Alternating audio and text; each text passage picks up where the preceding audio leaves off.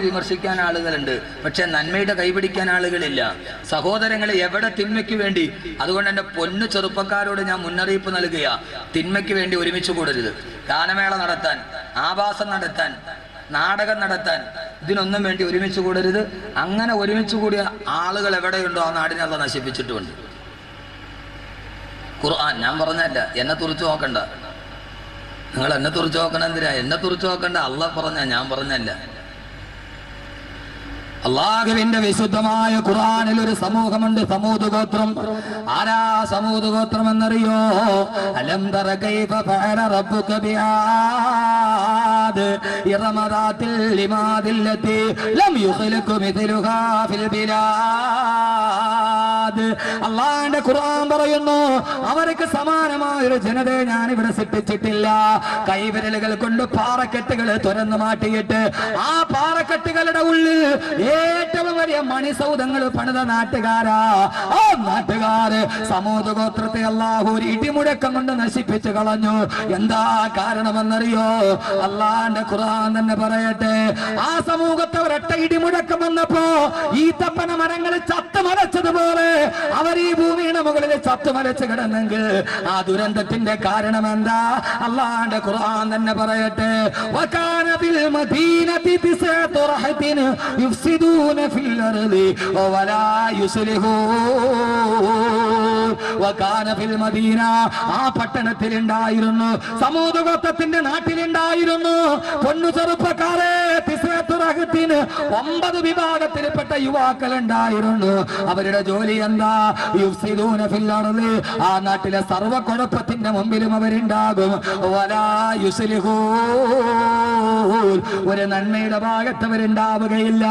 തെറ്റിന്റെ ഭാഗത്ത് ഒരുമിച്ച് കൂടിയപ്പോ ആ 9 യുവാക്കൾ ആ നാട്ടിലുള്ളത് കൊണ്ട് അള്ള പറഞ്ഞു, നിങ്ങൾ നശിച്ചു പോക്കോ. ഒരു വെള്ളിടി മുഴങ്ങിയപ്പോൾ ആ സമൂഹം തകർന്ന് തരിപ്പണമായി മാറിയെന്ന് അള്ളാന്റെ വിശുദ്ധ ഖുർആൻ.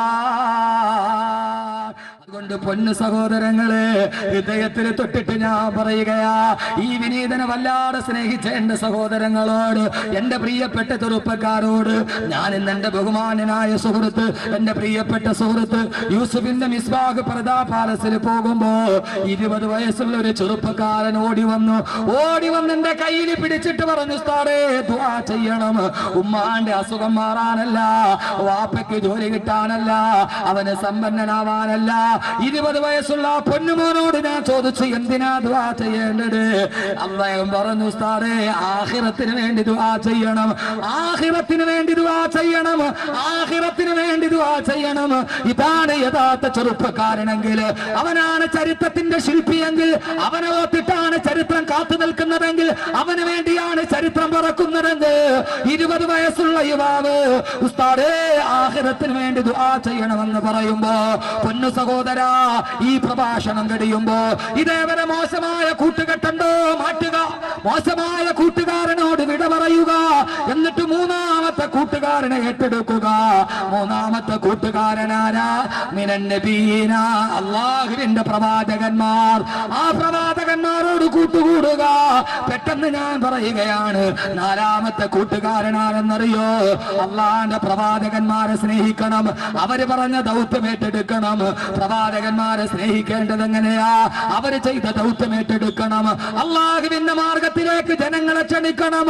സഹോദരങ്ങളെ, തകർന്നടിയുന്ന ഇസങ്ങളുടെയും പിടിതെറിയപ്പെടുന്ന പ്രതിമകളുടെയും മൂകമായ ദീനവിലാപത്തിന്റെ നടുവ് ആയിരക്കണക്കിന് ആളുകൾ സമാധാനം അന്വേഷിച്ച് യാത്ര ചെയ്യുമ്പോ അവരോട് വിശുദ്ധമായ ഇസ്ലാമിനെ പരിചയപ്പെടുത്തി കൊടുക്കുക.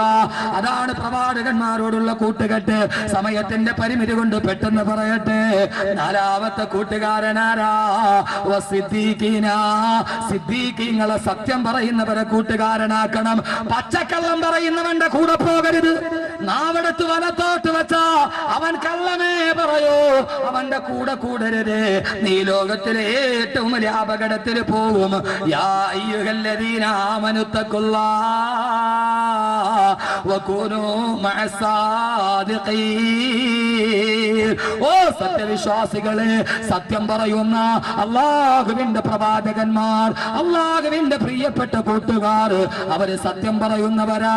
ആലിമീങ്ങളെ പണ്ഡിതന്മാരെ കൂട്ടുകൂടുക.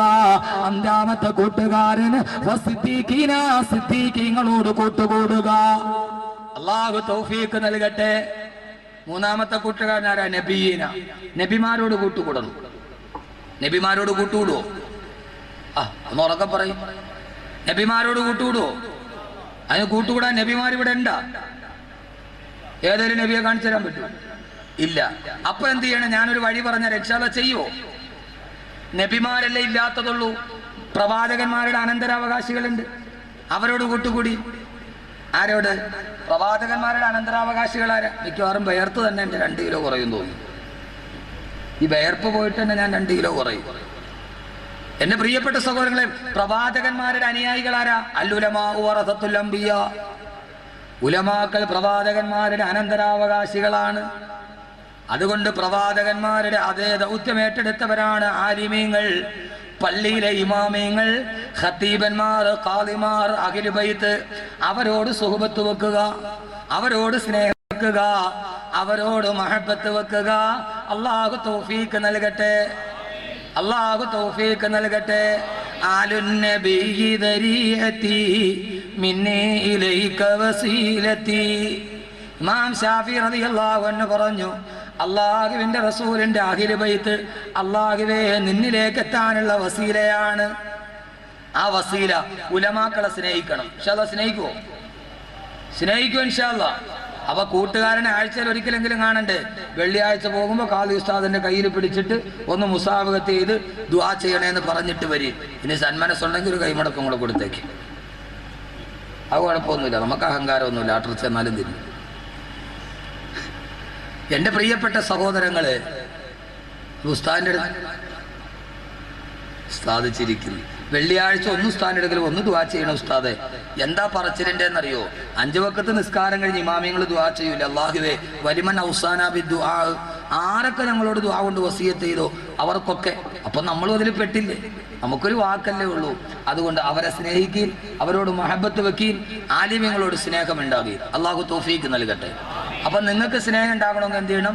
വെള്ളിയാഴ്ച പോകണം, മുസാഫഹത്ത് ചെയ്യണം, കൂടെ ഒരു കൈമടക്കൊക്കെ വെച്ച് കൊടുത്താലും. ഇവിടെ എങ്ങനെയാണെന്ന് എനിക്ക് അറിഞ്ഞുകൂടാ. നമ്മുടെയൊക്കെ നാട്ടിൽ നല്ല കൈമടക്കാണ്. പക്ഷെ ചില ആളുകൾ പേപ്പറിൽ പൊതിഞ്ഞ് വരും, ഭയങ്കര കട്ടിയായിരിക്കും. റൂമിൽ പോയി നോക്കുമ്പോൾ പഴയ ലോട്ടറി ടിക്കറ്റ്, പഴയ ലോട്ടറി ടിക്കറ്റ് മടക്കിയൊക്കെ തരും. നമ്മുടെ നാട്ടിൽ ഒരാൾ പെരുന്നാളിന് ഉസ്താദിന് കൈമടക്ക് കൊടുക്കണം. അവൻ്റെ ആകെ 100 റുപ്യേ ഉള്ളൂ. അവൻ എന്ത് ചെയ്തെന്നറിയാവോ? ഭാര്യയുടെ വീട്ടിൽ പോകണം പെരുന്നാളിന്, ഉസ്താദ് കൈമടക്കം കൊടുക്കും. ഇവൻ നേരെ അടുത്ത ഫോട്ടോസ്റ്റാറ്റ് കടയിൽ പോയി ഒരു 100 രൂപയുടെ ഫോട്ടോസ്റ്റാറ്റ് എടുത്തു. ഫോട്ടോസ്റ്റാറ്റ് ഖത്തീബിനും കൊടുത്തു, 100 അവനും കൊണ്ട്. അപ്പോൾ പൊതുജനങ്ങൾ എന്ത് ചെയ്യണം? അവരോട് സ്നേഹിക്കണം, ദുആ കൊണ്ട് വസിയത്ത് ചെയ്യണം. അല്ലാഹു തൗഫീഖ് നൽകട്ടെ. അതേപോലെ പള്ളിയിലെ പരിപാലന കമ്മിറ്റി അംഗങ്ങൾ അവരും ഉസ്താദന്മാരെ സ്നേഹിക്കണം. അവർക്ക് സ്നേഹിക്കാനുള്ള വഴി എന്താ? വർഷത്തിൽ ഒരു പ്രാവശ്യം ശമ്പളം കൂട്ടി കൊടുക്കണം, അല്ലേ? സ്നേഹിക്കാനുള്ള വഴി വർഷത്തിലൊരു പ്രാവശ്യമൊക്കെ ഒരു ഇൻക്രിമെന്റ് കൊടുക്കണം. പള്ളിയിലെ ഖത്തീബിന്റെ ശമ്പളം എന്ന് പറഞ്ഞാൽ ക്ലോസറ്റ്